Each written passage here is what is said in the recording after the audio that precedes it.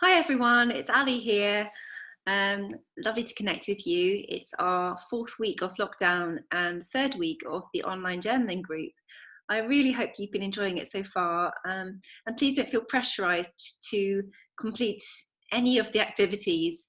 If you're finding them inspiring just to read them or to see other people's work, that's absolutely fine.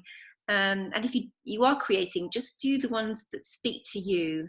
And that you feel that you've got the energy to do during this time, and see what emerges. Sometimes they can be very spontaneous. Other ones might seem like more work.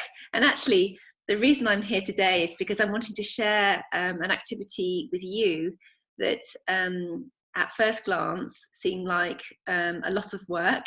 And it's one that Tanaz shared with me, and I thought, oh my goodness, I really don't know whether I have the headspace to do this.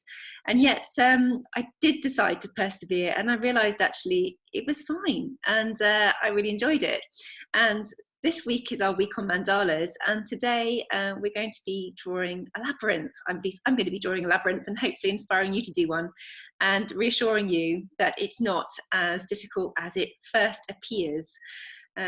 So take a piece of paper and get a pen, a pencil, or some soft pastels. I've really been enjoying using soft pastels. I just happen to have some. A lot of my paints are actually locked up in a room that I can't get to right now because the building is shut during lockdown. So I'm just using what I have at home, and I happen to have these. But some people don't like soft pastels. I love the way that they just crumble in your fingers and make a mess. Other people won't like that. Just use what you want to use. But I'm going to be using these. And I'm going to point the screen down so you can see my paper down here. And the first thing that you need to make is a cross in the middle of your piece of paper. Like that. And then make 4 dots, imagining that it forms a square. So dot there where I'm imagining the square would go.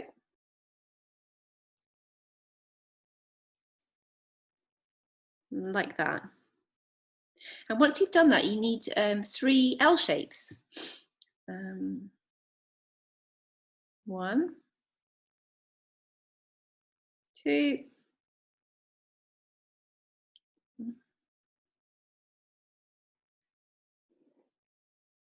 3, and 1 more. 4. So that is what you need to start with.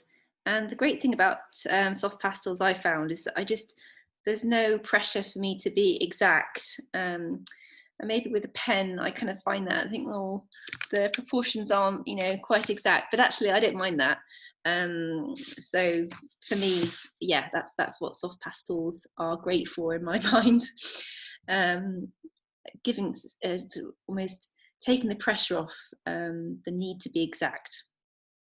So what you need to do is look at the central line of the cross and put your soft pastel or pen or pencil on that line and connect it to the next line across, like this.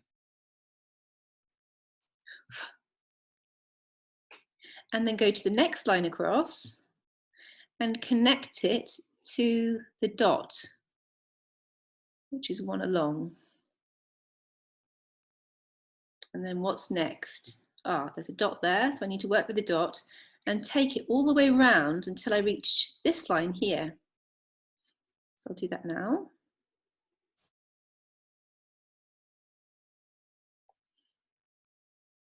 And you need to go back. What's next? It's this line here. So I'll take this line, I'll work with this line and go all the way around and connect it to this line.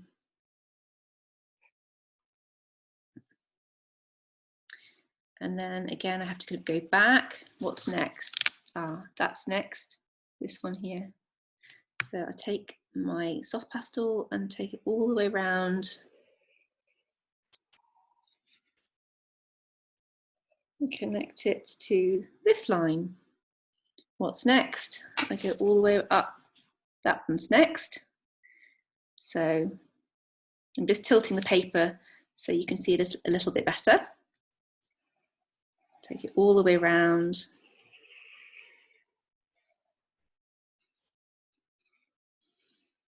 I'm connecting it to the dot. Then I go back and I see there's a dot there.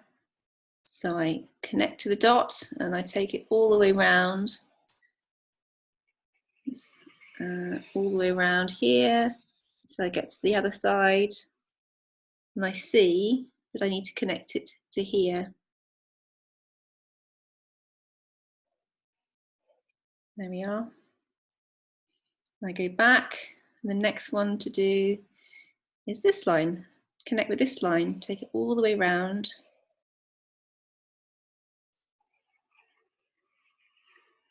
And I see that actually this one connects to the central line. And I finished. That's my last one.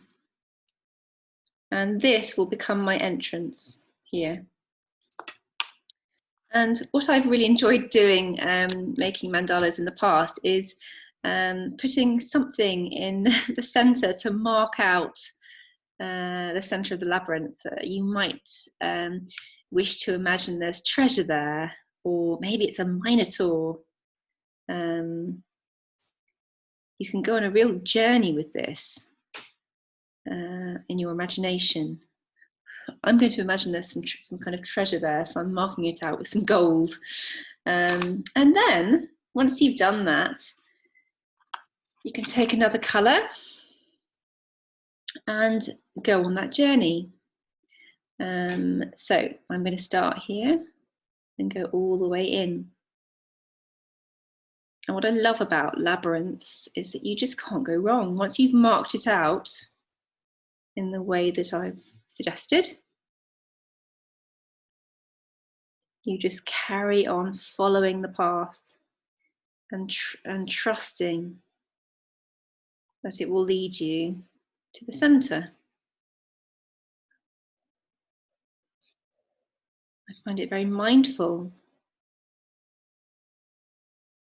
You can just purely focus on the journey you are going on in this moment and breathing as you do. Breathing really deeply and well.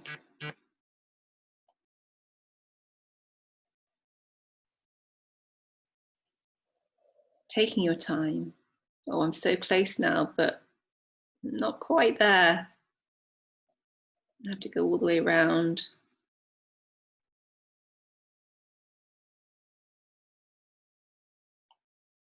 I'm sensing I'm nearly there. And I'm going around the last bend and I've arrived. Ah, wonderful. Oh, that felt really good. And I'm going to carry on working with this. I'm going to kind of do some smudging. You might want to leave it there. You might want to carry on working with it. I'm just going to, off camera, I'm just going to carry on smudging and doing stuff to continue working with the theme of the labyrinth. But that is essentially how the labyrinth works. And there may be some people in this group who've done this before.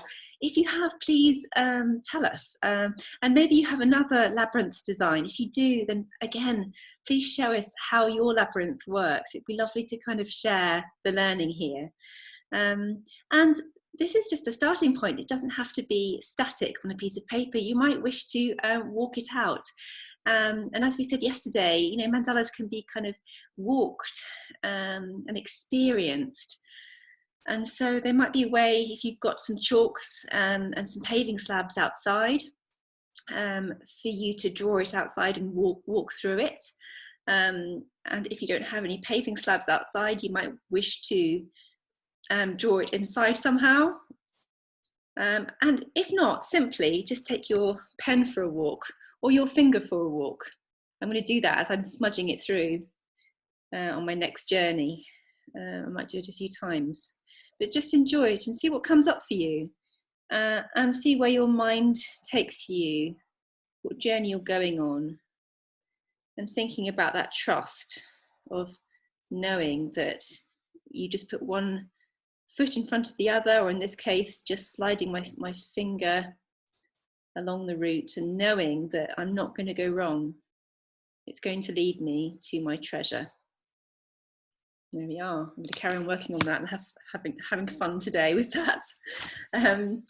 You may have also realised that I have sent out an invitation to our very first Zoom call this Friday.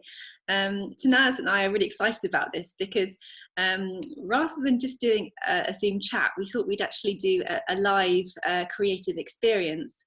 There's no experience necessary, no skills necessary at all. It's not about being good or bad at art at all. It's about self-expression and the process you go through, and also the opportunity to just be mindful at this time. So if you're free on Friday, we've timed it at 8 p.m, just thinking that maybe your little ones might be in bed by that point, or if you have someone else in the house, then they can help with bedtime. But we're going to do it for 1.5 hours, and it's a chance to just connect face to face and in real time. I might put some music on and just give you the opportunity and that space to be creative. We'll have a few themes. You don't have to stick to them. You can do your own thing. And at the end, if you want to, you can share what you've created, but only if you want to. But it's a really lovely opportunity to just find some time to be creative as a community. So hopefully see you on Friday. But if you do manage to make a labyrinth today, then please do share with the group. It'd be lovely to see all the different designs. Anyway, I'm going to head off now. Lovely to connect with you and hopefully speak to you soon. Take care.